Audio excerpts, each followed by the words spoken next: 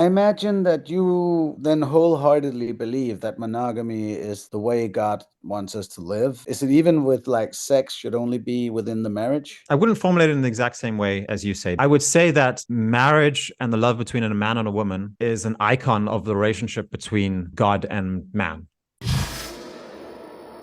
I've seen fewer and fewer people have that manipulative relationship with somebody because they can now tell when somebody's being a narcissist or a psychopath towards them. Yeah. Well, we're not Which going we to can comment also on that. see in Do you like know? Do in you know like Dr. Robert Glover, who wrote this book, No no, More Mr. Nice Guy? no. No. Okay. Um, it's a pretty solid book about that phenomenon. He's not coming from a Christian perspective. He's a psychologist. About the whole manipulation of people He calls it into covert contracts. So yeah. people create covert contracts with each other. They don't tell each other what they're actually expecting, and often it'll be in our society a man who thinks if he's just a very very nice guy and does everything his partner wants, then she'll love him. And I think it can obviously happen both ways as well. I think in times past it's been more the opposite way, that Oh women yeah. have been subservient to men. Maybe it's And because maybe sorry. also because I don't know if I keep it that well hidden, but you can see whom I believe is the ultimate narcissist. Yeah, I thought of that connotation, that you were Yeah. thinking that this is an image of our relationship to God. Oh yeah. Yeah. A lot of people's relationship to God. I don't think that that's necessarily incorrect. I think that a lot of people have a misconstrued idea of what God is, and they fall in love with an idol or an image of God, which is not God, because we We think don't that we know can that. capture him. I'm not even saying that I'm completely free of this misunderstanding, Anas, but so I think it's a good point. I think it's a good point that you have there, And that God might be like that. We don't know. one thing we know is that we don't know what God is like. Exactly. So they Um, might be guessing accurately. The ISIS warrior who really believes that he's only cool with God and that he's allowed to push a gay man off the roof and all that, he might be guessing right. yeah. We don't know. I'm going to try and introduce you to two terms, and let's see if we can get past them. I think you might even agree with them. So in theology, you have two different branches of theology. If you talk about main branches, there's the apophatic branch and the cacophatic branch. Apo and Apophatic, caco. Yes. yeah, Okay. cacophatic. So the apophatic is basically trying to understand God by saying what he is not. That's what we're doing right now. And so this is where the term in the Orthodox tradition you talk about the divine darkness, and so as you get closer to God, even your concepts fall away. So the more that we try and explain God, the more we realize our inadequacy of ever being able to understand him, because he's far greater than anything that we could ever explain in words or comprehend with our minds abilities. It's like the sheep and the and me, And the right? type. Like, or even far greater than that. And then at the same time, so I think you'd probably more or less agree with this approach to theology. It's an integrated part of Christian theology, and it's unfortunately been way too small in the West, and I think that's been influenced by kind of the scholastic tradition and the integration with Hellenic philosophy a lot of the time. But on the other hand, you have the cacophatic understanding of God, and this is the one that dominates in the West, especially. But that's trying to define God from his positive properties. So we say God is love, God is grace, God is mercy, God is these kinds of things. So anything that God is truth. So we say, like, God, if there is a God, he has to be all these positive things as well. And so these two branches are held in paradoxical nature at the same time together. This is the way we try and come closer to God. So that way we can rule out the ISIS warrior. We can rule him out? Yeah. Okay, you need to explain that to me then. How? Well, the ISIS warrior is motivated by an ideology of global domination through violence and force. Yeah. And God can never impose himself through violence and force. I've already said that. Why not?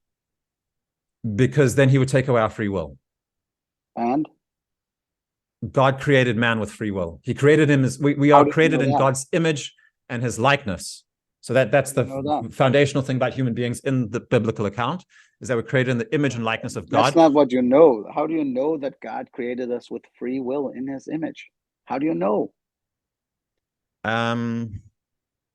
Because it has been, so you have to step within the Christian worldview to understand it. I don't. Yeah, so then you can't. That's where There's no way of knowing guessing. it. You don't know. Yeah. So So the you ISIS can't warrior understand can it from still be outside. right. You can't. You can't go, well, I think, well, the ISIS No. warrior I doesn't, fully agree with and you. he might guess right. Yeah. I fully agree. You A can't understand it from genocidal outside. maniac. The only way to know, Anas, is to take a scientist mindset, step inside the Christian mindset, and try it out for yourself. That's the only way to know it. You can't know it if Why you go into the outside. Christian mindset? I'm trying to understand an ISIS warrior. Yeah.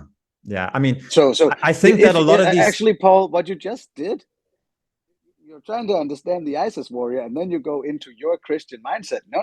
Go into his Islamic mindset. For a secular mindset, you can never rule out the ISIS warrior either. I agree with you. Yeah. So you have to be just as accepting. You have to make equal rules for all religions, and you have to take just as much Islam in as you take any other weird New Age sect, any other, you have to have equal tolerance for all of them. And you can never judge the value of anyone. They're all just irrational for you. I completely see that, Anas. I wouldn't, well, at least I wouldn't judge them by going into any subjective reality and then trying to judge their actions. I mean, you can try and consider, if I choose some axiom, then I'm already putting myself into a limitation of perspective. Yeah. I mean, you can, the only thing I can say is if you can choose to consider, so if, you can replace the word God with just whatever values we place as the highest in our society, perhaps something like that. And then you could decide, like, do we prefer a society where there's free will, or do we prefer one where there's no free will? Like, do we believe in human freedom or not? If you don't believe in human freedom, then I think, then you can go for, you can say, like, well, the ISIS warrior is just as good. If you prefer human freedom, then I think most people would end up rejecting, any reasonable person would end up rejecting that approach. I mean, of course, I reject his approach. I was just trying to say that he might guess God correctly. Not talking about free will or not. He might, yeah. From a secular perspective, he might guess it correctly, yeah. Yeah. From my perspective, it's so clear. Like, faith is kind of like you take a small step in a direction and it gets confirmed. And you take another step and it gets confirmed, and you take another step and confirmed. So that's why Paul calls faith the substance of things hoped for. It's not the airy-fairy loose belief of it. It's actually the substance. It's the evidence of things that we believe. Things you hoped for. Yeah. So it's things you hope for, that life is good and that human beings have a positive, loving nature. And when you put your faith in that, it gets confirmed, and so it becomes evidence. So it's a belief in the goodness of being. If you call your subjective experience evidence, then we're on a dangerous path. It's confirmed through thousands of years of tradition of people who've done the same thing. That's not evidence. It's not scientific evidence. No, hell no, it isn't. It's not scientific evidence. Trusting your own intuition and emotion like that is way. That's your thing, not mine. Yeah, it's my thing, and it's a beautiful and good thing, but it's not scientific evidence. Absolutely. I mean, it's a belief in the fundamental goodness of being, Anas. What? It's a belief in the fundamental goodness of being. But the fundamental goodness of being, like, you can have that without gods. If you have that, then it's that is God. That is God. Don't tell me it's God. I believe what else would it be? That's just another word for God. Don't put synonyms in there that's not necessary. The fundamental goodness of being can just be the fundamental goodness of being. No, I mean, the step is that I personify God, right? Like, I say God is a person. I get it why that's hard. Like the Stoics, they believed in the Logos. The Logos was this, and I think you could probably get on board with Stoicism and the Logos.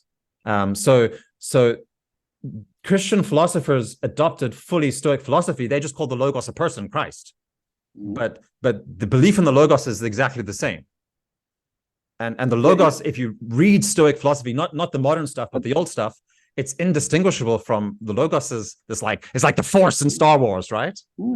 So this is where it becomes, for me and other Stoics, an unnecessary appendix to the equation. If it's already there just by the good of being, no reason to give it a new name. I absolutely. If you're within Stoicism, then that's your worldview. Absolutely. It's just still, if I let me see, I don't need to put in names of philosophers or stuff like that. What I'm preaching, what my mission is tell people, hey, just look around you for the goodness of being instead of looking up. There's probably nothing there, and it doesn't seem to be a reason to do that. The more time you spend looking up, worrying about what some kind of deity wants from us, the less time you have to look around you and see what people around you would like, what they need, what they can give you, and vice versa. The goodness of being is right here. Why do you say up? Why I say up? Yeah, why do you say why look up? Like can something, yeah. That is because for most of history and in most of Christianity and Islam, which is 99% of all religiosity in Denmark, the gods have been somewhere up there. When people bow and they go, that their imagination is pointing them upwards, maybe towards Mecca, but still he's up there somewhere. When Muhammad flew up to him, we go up to heaven. So the reason I say up is because most people associate up with the direction where gods are. So are some things higher than other things? That depends on how much I smoked. What do you mean, like hierarchical? In an abstract philosophical sense, like can something be higher than something else? Like what I'm trying to get at is the idea of hierarchy. Like, do you believe in the idea of it that like hierarchy is necessary for existence? Like you were a politician, so you believed in a better society and that you could be a part of creating that. So like so management hierarchies, yeah, they seem to be necessary for now, but I don't know, it sounds like a philosophical position I haven't spent much time on. Is it like not just management hierarchy? For me, like Jordan Peterson-esque thing? Yeah, part of this is inspired by Jordan Peterson, like the idea that some things are better than others is something that we just assume. And it's what creates any human action. Like we necessitate hierarchy, right? We believe that there's something better than something that we have right now. And so that's where, for me, it's like, that's why we need to look up, because human beings, we naturally look up. Like when Alternate forms their political program, they're looking up. They're not looking around themselves, they're looking up. Why are they looking up? Because I was part of it. They want to create something higher and better. No, like we look higher is always ourselves. Equivalent with better. But why is it equivalent with up? We looked around ourselves and we were like, okay, if we are going to stop this planet from boiling us, then we need to do something radically different. Yeah, and so you don't just look around, but you also look up, and you envision something. You create a vision for the future. But why is that looking up? Well, as you said yourself, like all cultures of humans have always used that terminology. When it comes to gods. Yeah, when it comes to gods. But this is how people have formulated the true, the beautiful, and the just. Like they've I don't really see to formulate these ideas. Why is it important, this looking up thing? I mean, we look to the future, if anything. And we made a political program. Well, I don't know. Why do you think all societies have always done that? Have always used it to look up? Why is it that up should be better than down? Why do you think so? But I don't think up is good. Okay. I think so down is just as good. What? Down is just as good as up. I fail to see the relevance of this. I guess my deeper point is that religions are trying to present universal truths in ways that are understandable by normal human beings. How did that work out? Well, for example, this idea of up. Okay, yeah. So there are 3,000 versions of looking up, and one guy is throwing a gay man off the roof in Riyadh. So how did it go for God to come with this universal truth? But still, I don't know what up and down for me would be. Yeah. You don't know what up or down for you could be. No. Once again, I mean, looking around. That's Okay. my morals are to go to people. Hannes, just let's get into you. the final part of the conversation about sexuality, because I promised that, and we time is going. So maybe can we use that as an entrance? When it comes, can I ask you personally? And I'm happy to share my own story if you're interested as well, if it's relevant. But like for you as a man, you have a sex drive. Yep. Do you have an up? Is there something that's better than something else that you would place higher on your list of possible future outcomes than something else? Okay, look, this is going to be the fun part. And yes, I'm interested in your story as well. Sure. I'm 43. I have no children. I have had a vasectomy at age 39 after many years of contemplating whether or not I wanted to make a child or a couple of those. I'm straight. Regrettably, I would love to be bisexual, but I don't see the attraction of men, sadly. I still try to poke it once in a while, but it doesn't work. And I actually have a podcast. It's called Hen og Nå Dyn with two other comedians and one of the comedians' boyfriend, where we talk about alternative love and sexuality, like swinging, open relationships, as I practice myself, polyamory and stuff like that. After many years, I think I was in my 20s when I started to poke my own emotions about monogamy and be like, wait a minute, this doesn't feel right for me. Also, because I didn't want children, and in this culture, the way you bring up a child is two people, or at least it has been, because otherwise it's not economically viable. And I was like, okay, if I don't want children, then I don't need to do this monogamy thing, and that means I can actually experience these emotions like this. So slowly I've transitioned into this polyamorous lifestyle where I see our sexuality and relationships in a anarchistic view. It would probably be in your opinions. We also call ourselves relationship anarchists. So, yeah. Okay. So what are you aiming for in your intimate life? What do you say is the principle that guides what you're doing?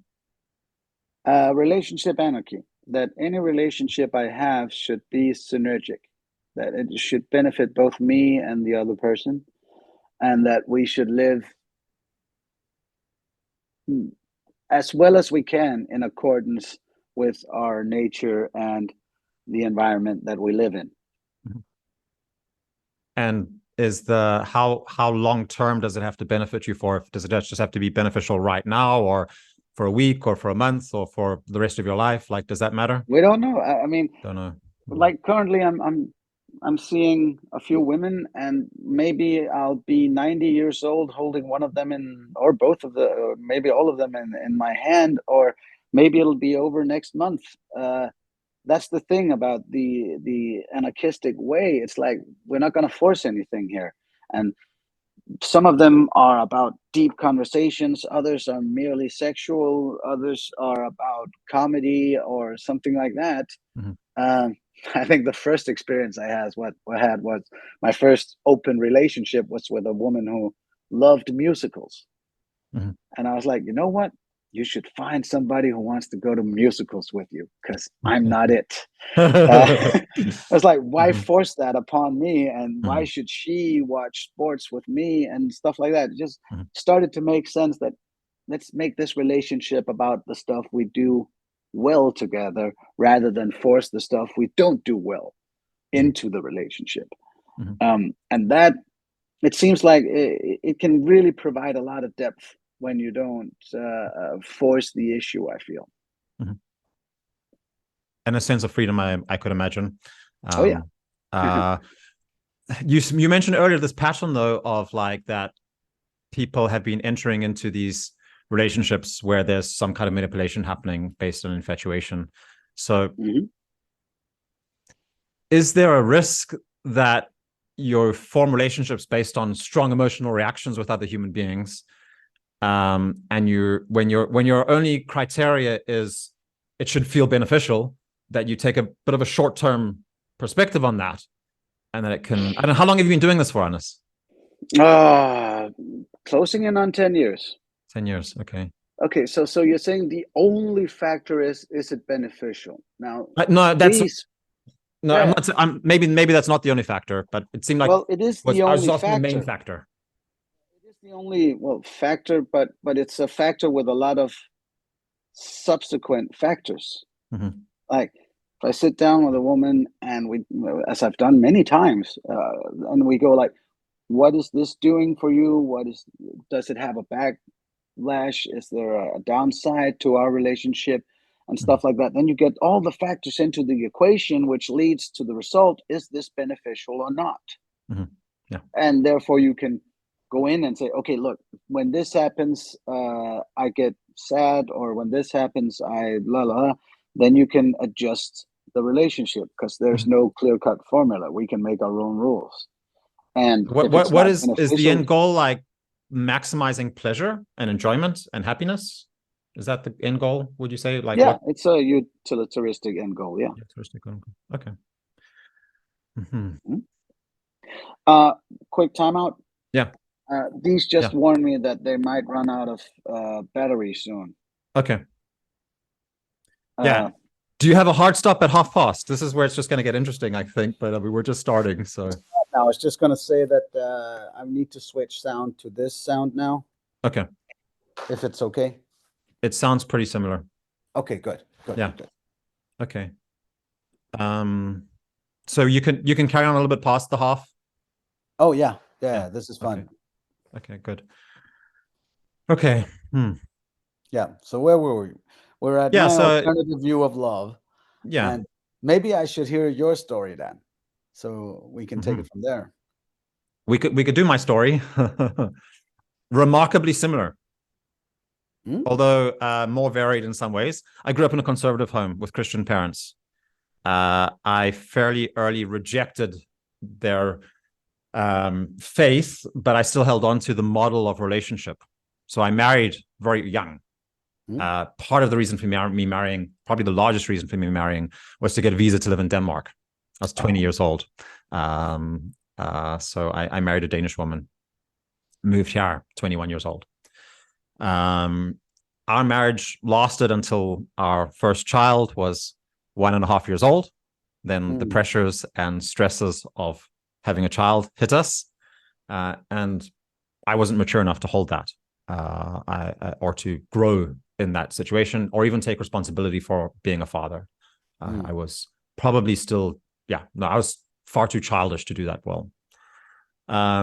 So went into a period of my life, first of all, of just experimentation with different girls, but then also let go of the monogamy thing, and went into all kinds of different models and approaches to relationships, and lived a polyamorous lifestyle for some 8-9 years, something like that. But still never gave up the hope of building a lifelong relationship with one woman. I just didn't believe it had to be exclusive. I actually believed that the exclusivity was limiting us from actually loving each other. I believed that love should be free and that we shouldn't control each other. But for some reason, and mainly due to my own various subconscious traumas and who knows what, I'm sure, there will continue to be chaos in my own life.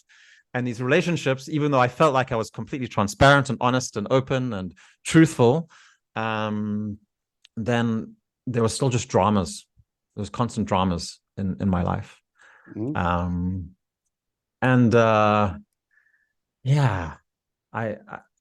lot of things happened. I was on a spiritual search, I guess. I was looking for a deeper sense of meaning. I went into Eastern religions. I explored mainly to kind of just, try and understand things. I went into Hinduism and Buddhism and Tantra and all kinds of different systems.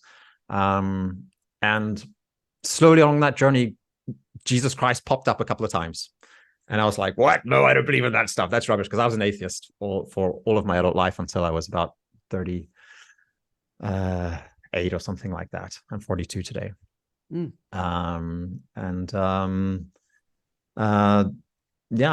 I slowly opened up a little bit more and more to this idea of Jesus Christ. And then one day I sat down and read the Bible about sexuality. And I read it, instead of just trying to find problems with it and criticizing it, I read it looking for it as a source of wisdom.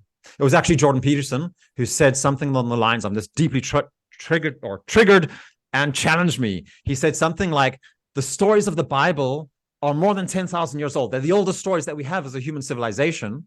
And no matter what, no matter how you look at it, they formed our way of thinking in human society for about 10,000 years at least. And so the very least you have to do is to contend with those ideas. You can't just write them off as stupid superstition, because they're ingrained in a very granular level to every single layer of our culture. They are so you have to contend with them.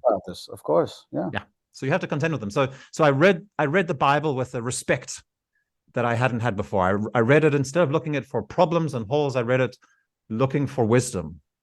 And what I suddenly realized is I read, like, in the Old Testament, so what you have in the Old Testament is just like dramas and like murders and incest and rapes and all these crazy, crazy stories. And I realized like how my own life was like following some of these same patterns in some of the way. And so then I kind of opened up. At that time, I had an open relationship with a partner, and we were having like all kinds of crazy stuff happening in our life. But then I kind of said to her, like, hey, I think we should take some of these ideas a little bit more seriously. And when I started along that path, then it just accelerated and confirmed itself. And so today I then, that led to me becoming celibate with her. And then I actually broke up with her, and I spent a year over in Jutland at a Bible school, still as an atheist, but exploring these ideas. And then that ended up with me converting to Orthodox Christianity and marrying her in an Orthodox wedding service. She fell pregnant on the night of our wedding. And today we have 2 children, 2 sons. We're living out on a farm in the countryside. We were living on a Polk before, right next to Folkets Park and Assistenzkirchegård. So she converted with you, or? She converted at the same time as me. But she found that path individually herself. Like we had some influence on each other, but actually we both kind of decided on the same things. Decided on the same things. Yeah. So yeah, I imagine that you then wholeheartedly believe that monogamy is the way God wants us to live. Is it even with like sex should only be within the marriage? I wouldn't formulate it in the exact same way as you say, because I don't believe in I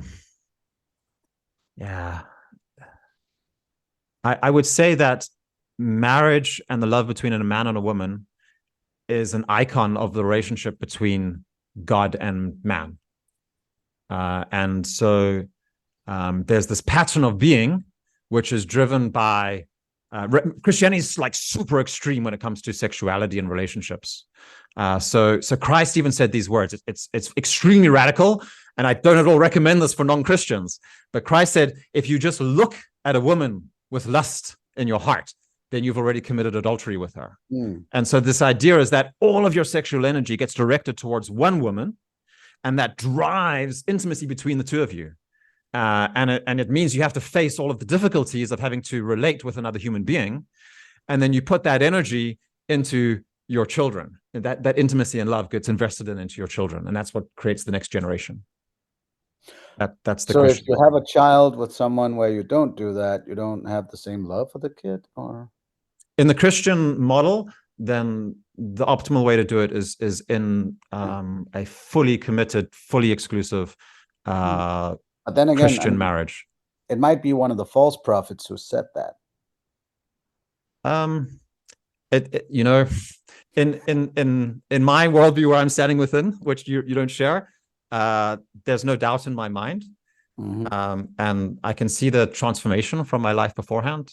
I can see that I'm creating a life that's stretching far off into the future. Your personal experience, sure, but Jesus might never. But I completely agree with you. From your perspective, there's no reason to believe that works. You see, when it comes to this, and I've spent a lot of thinking on it in the past year and 2 or 3 or whatever, a lot in the past months. There's no doubt in my mind that Christianity and Islam is especially brought about by the the agricultural revolution. They are clearly agricultural religions. Man is created to have dominion over nature, and you're supposed to sacrifice to have a good harvest and all that. And it was the agricultural revolution that brought about monogamy into our sexuality and relationships. A lot of evidence shows that before that, when we were hunter-gatherers, there was a lot more polyamory going around, which also made sense. You are running around with 100 other people, setting up camp, going out hunting, moving the camp. Are you talking about this book, Sex at Dawn? Because it's very unscientific, Sex at Dawn. Sex at Dawn, Sapiens, very unscientific. Like these theories are very tentative. I think Sex at Dawn is not the only part of this thinking. Great. I mean, I imagine you have read a lot of videos and critiques about the author and shit like that, so you can go, oh, Sex at Dawn is not trustworthy. I agree with you that obviously polyamory has been more widespread before agricultural society. I would put the causality differently. Like I think you put like so there's you have a materialist understanding. So it's this is a Marxist idea. He also believed that the material methods of production form cultural and kind of societal arrangements. That's I don't have that necessarily that causation, but I get the point, and I believe that the correlation was there. I just don't believe in the same causation. So we had polyamory going around, working very well for these hunter-gatherers, because if a dad died, there were still 4 dads to well, the murder rates were also up around 30% in that time. So I mean, working well, like there was a lot of hardship in those times. Like anthropological studies show that like a very, very large amount of deaths was caused by like blunt instruments to the head. So it's like society wasn't so great, but yeah, people were screwing around a lot more. I agree with you. Yes. And then agriculture comes around. We start setting up a permanent camp, a house. And larger hierarchies and structures of society. Yeah. Yeah. And we found out that, hey, if a woman only sleeps with one man, she will eventually get pregnant, hopefully. And so men could take charge of the capital, and therefore we now have monogamy. And I think that the current crisis of relationships out there is because of that development, that it's not very natural for us to do this. It's, from a biological standpoint, not a good idea that a man and a woman have more than one child. I mean, the spreading of genetics would be beneficial for the next child to become from another man. Yeah. So the way I see it is that the agricultural revolution brought about a hierarchy and order to our sex and love that's not really natural. And what we're seeing now is finally we're starting to realize that and come up with some new ways of doing it that's closer to our true nature. Well, it depends what you call our true nature. Our true nature being that we're not meant to raise children 2 and 2. We're not even meant to have sex 2 and 2. So tribal society is our true nature. Tribal nomadic society. When it comes to love, closer. Mm-hmm. And I think that's the very fun part for you and I, because we see the same problem. We see a lot of bad relationships out there. We see a lot of divorces. We see children being uncertain of what parents they even have and who can they look to. Mm-hmm. And we see a completely different solution to the problem, where I see it as, hey, this child shouldn't only, I mean, 2 parents, that's too little. Let them have some more adult supervision and role models. Whereas you see, no, let's get the core family working again. Let's a man and a woman. I mean, honestly, I can't help but think that, like, I know a lot more about what tribal society actually looks like because I come from a culture where it's far more recent and embedded actually in the society. For me, this idea of going back to tribal life seems like a little bit of a privileged, like, rich world idea that we just need to go back to, like, this. And when you talk about love, like, for me, it's not love, it's sex. Love is, again, like, love and sex are different. You're talking about sexual relationships. And it's like the amount of, as I said, like, you know, that kind of, like, you know, structure in society led to, like, enormous conflicts.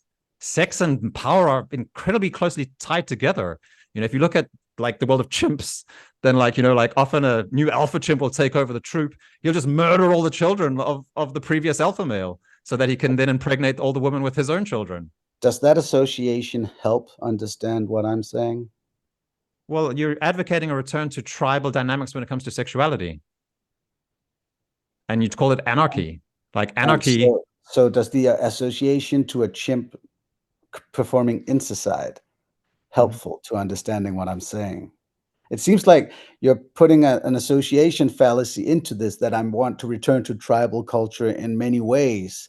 No, Not just in regards to sexuality. Yeah, I want us to, with this modern world out here, 2023, 4 going on, see how can we actually structure our love and sexual connections in a way that's closer in line with our nature. I'm not saying let's go back to the ways of the Amazon tribal people in all regards. I mean, I feel like you're putting a caricature on what I'm saying in order to devalue it. And well, I can first of all say, like, I fully agree with the idea of going back to our nature. I just believe human nature is different to yours. So I believe that, yeah, but I mean, I can't. But do you believe that humans are monogamous as our natural drive? It's far more complex. I don't know if I don't have time to explain it to you. We'll have to keep it for another time. It's going to take me longer to explain it. Otherwise, it's going to take it's going to take time to explain to you what I believe about human nature regarding sexuality. Again, the icon is God and human beings. That's what I believe is the model that we're created in that likeness. But it's going to take a lot longer to explain how that comes down into human being. I just have a hard time understanding why you don't see the risks. When you say anarchy in sexuality, then surely you've got to see the risks of like what that brings, you know. So I spent time in these polyamorous communities, and so there's always alpha males who get a lot of women, and then you have a lot of guys who are really looking for women but can't get it. This is the incel phenomenon. And if this becomes a mainstream kind of model for our society in Denmark, we're already seeing this happening, then what we're going to have is a large amount of men who have, you know, this is the truth for most of human history. The majority of men never reproduce. So we have guys who have status and power and charm, like yourself, who get a lot of women, and you have a very large amount of. Exaggerate that. No, I'm sure you do, as did I. And then you're going to have a lot of men who don't get anything, and these guys often get angry and upset, and they get violent. Yeah. And so then they turn to other approaches to be able to gain power for themselves. And what often works is a kind of gangster mentality. And so that's then what I want to avoid. So how do we avoid it with this anarchistic approach to sexuality? Here's the kicker. If a woman looks at one of these men and she goes, if she thinks, oh, could this Friday evening be fun with this dude? Or does she have to think, oh, could the next 40 years be fun with this dude? The latter thought might keep her from having a fun Friday with him. Yeah. So what I think is monogamy is dying because now women they have the power. We can acknowledge that women are most of the time the ones who make the final decision. I mean, we can do all our tricks and whatnot, but they make the final decision. Not in my case, but I agree that that's the case in society.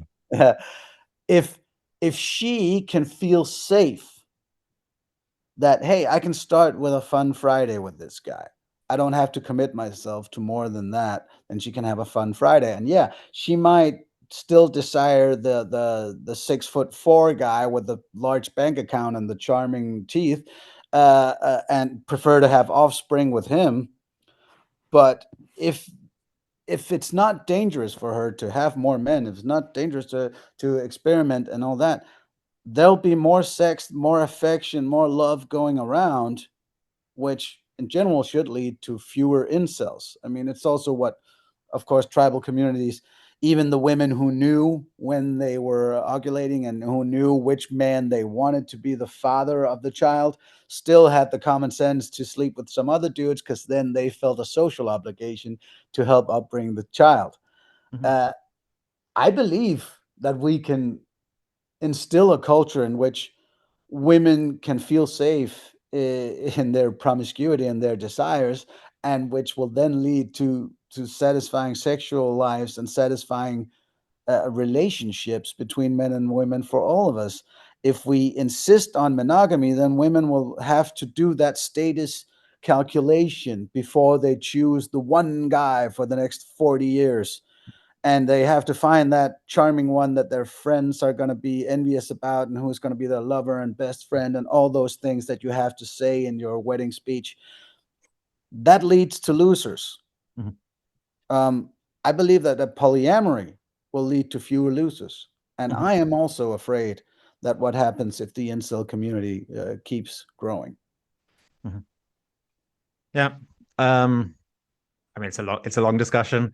Yeah, it is. But surely you know that, like, you realize, like we can see from like Tinder, right? That like almost all the women go for the top 10% of men or something like that. So and what gives the man an ability to give a woman a good Friday night? Well, it's being charming and witty, and having betted a lot of women, he's very confident, and able to be relaxed and easygoing, and there's a lot of men who are in that start off with an awkward teenage years or whatever it is that don't establish that. And so how is this going to, how are these guys going to get out of that? Then they have to go and do like some pickup class or something like that. And then they learn how to manipulate women to get them to come to bed with them. And then you have this kind of like, but that's the thing. Like, I remember I was a young man when the game came out and pickup classes started to pick up. And I remember I went to a class because I wrote an article about it. And I was like, holy shit, this is a powerful tool. Because for a good guy, it means that you don't have to be that afraid. And you can actually go look for meaningful relationships. And for a bad guy, like the pickup artistries, it can mean a lot of manipulation. So this is a powerful tool, but used right, it's actually, yeah. Rather than saying you send these incels to a pickup class, let's just send them to a flirting relationship class. I mean, let's even send our teenagers to it, because I was never taught anything about this. I was awkward as fuck, as most teenagers were. So let's send them to these classes, even the women and the girls, and say, look, this is going to be, I mean, flirting it's hell and it's fun at the same time. And here's the basics. And here's what you should remember when somebody becomes intrigued about you. Remember, you have power, you have responsibility. Let's see if we can't improve the dynamics of relationships and of starting relationships. Something more akin to our actual nature, rather than this hierarchical, paranoia-inducing way of having to go about it. I mean, I really see your problem, your issue with the problem of the way we're doing it today, because I believe there's been, from my perspective, it's like the consumerization of relationships and sexuality. It's become a marketplace. And so it's even gone into this kind of like long-term relationship building, kind of, you have to imagine your whole life with this person, and as you say, it's the woman who makes the decision. And so for me, I fully agree with you, the model's broken, but yeah, I do want to go the opposite way to you. I still don't see, though, how are you going to avoid, if everybody goes to these flirting classes, some kids are going to do incredibly well and they're going to get all the attention, and other kids are going to fail miserably and they're going to get no attention, and so you're still going to have the incel problem. Well, maybe not fail miserably. I mean, as you just said, I mean, instead of flirtation class, let's just call it gym or math or English or any of all the other classes where some kids excel and some kids struggle. But if we agree that math is essential for knowing what to do in this world, and learning some kind of language is essential, maybe flirtation and how to balance relationships is too, and it should actually be a part of the curriculum. Otherwise, we'll keep on going around and hurting each other because we never learned how love works. And there's a lot of scientific studies we can teach our kids about how love works. Well, I don't think that's love at all. For me, this is me looking to get my sexual needs fulfilled with another person, finding another body that I can use to stimulate my genitals. In order it's for you not to nothing to do with love. maybe to understand me better, then let's say that what I'm talking about here is a class of socializing. And this is a matter of, how do I find friends? How do I connect with a new man in my life? How do I ensure that I utilize the power you show, slowly get over each other as you connect more and more? Does it Well, now? that's getting closer to what I would agree with. So Yeah, here's because my I just model. pulled sex out of the equation. Yeah. You got too Great. focused on it. Yeah. This is not just about sex. This is all Great. relations. But then we're getting closer. So here's my model that I propose to guys when they're faced this problem. My first thing I do when men, because we have guys sometimes who are struggling with this issue. I think it's a large amount of people. Then the first thing I suggest to them is, like, focus on your relationships with other guys, build up strong, supportive, loving relationships with other men. As you do that, you'll become the kind of person who can be attractive to women. If you're just needy for women and trying to get attention from women all the time, you're going to continue to struggle. But the model that I actually think is a good one, I think this is a very old model, I think it's been a successful model for a long time in finding a partner, it's not that far from yours. I would say find a community which is centered around the most positive values that you can imagine, that you think, that you place highest.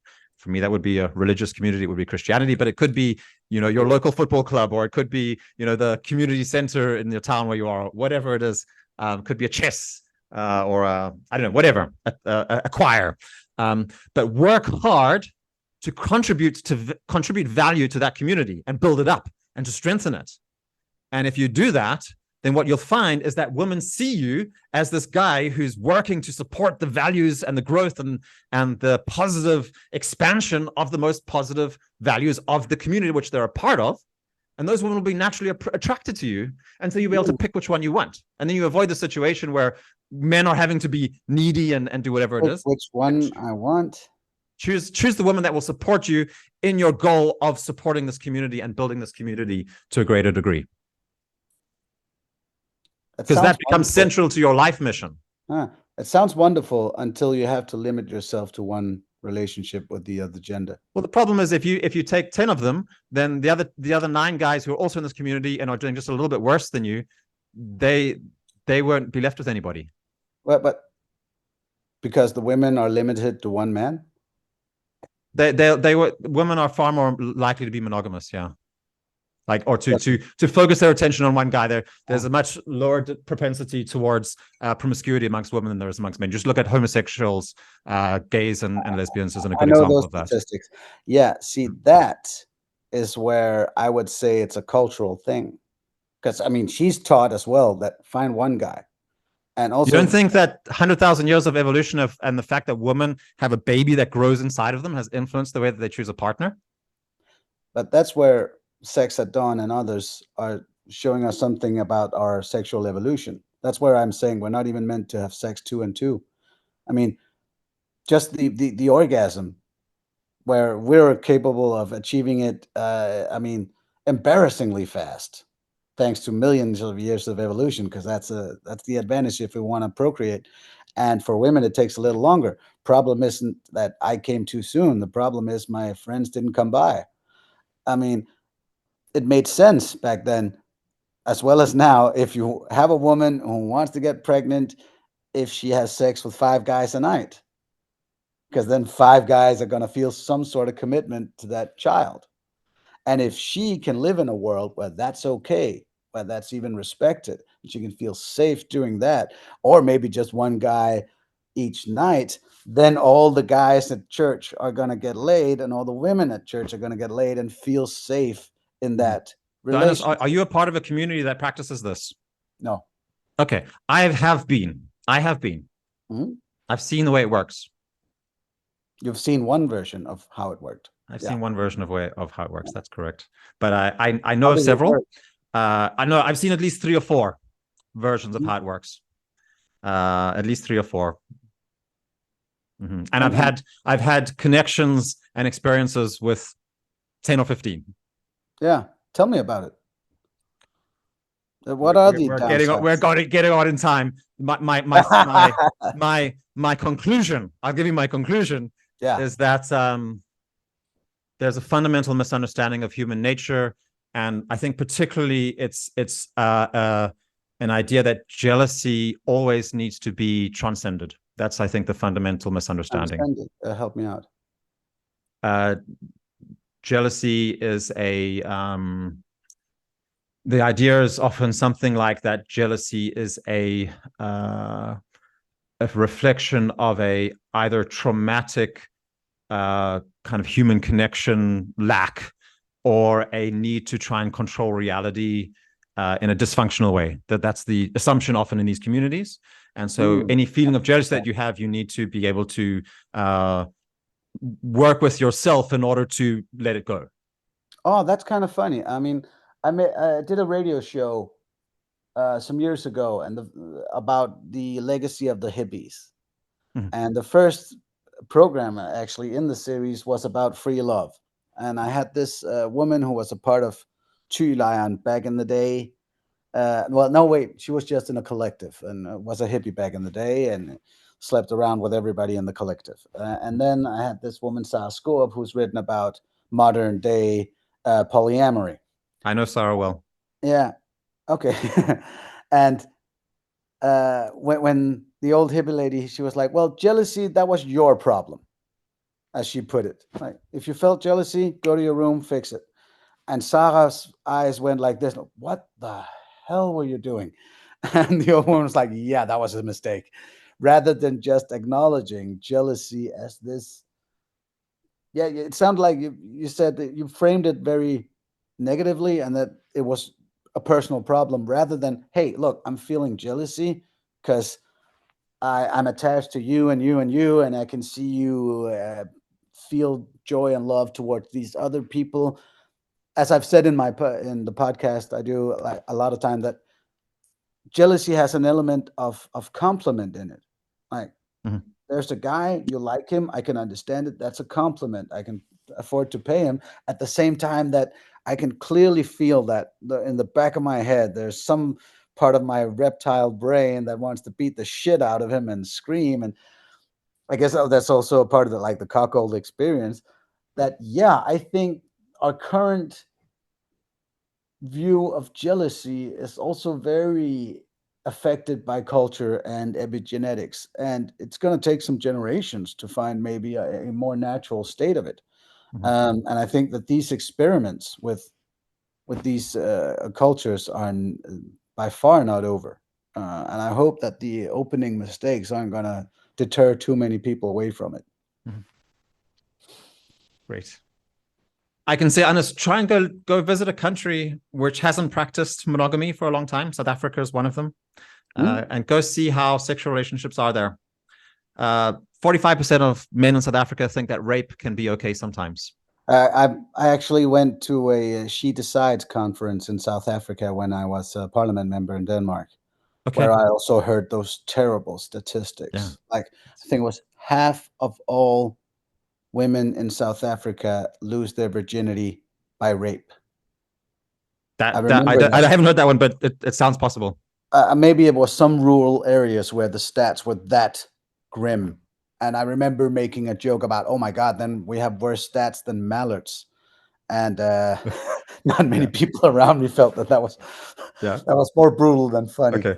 But it is, I mean, it was horrible statistic.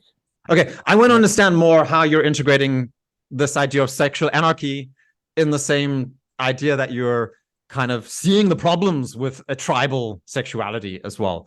Because I do believe that we default back to this nomadic tribal sexuality if we don't have the societal conditioning which we've learned over generations. So I'm curious about that. We've used a lot of time, far more than I've planned, and I actually have to move on with my day, honest. So this has been great. I appreciate it. Thanks. I was planning to hear much more about you, and I ended up talking a lot more about myself. I apologize for that, but thanks a lot for coming on anyway. Look, if this becomes a popular conversation, then there's every reason to have another one. I agree. Okay, great. Nice meeting you, Paul. Nice meeting you too, Honest. Yeah, we'll talk, I'm sure.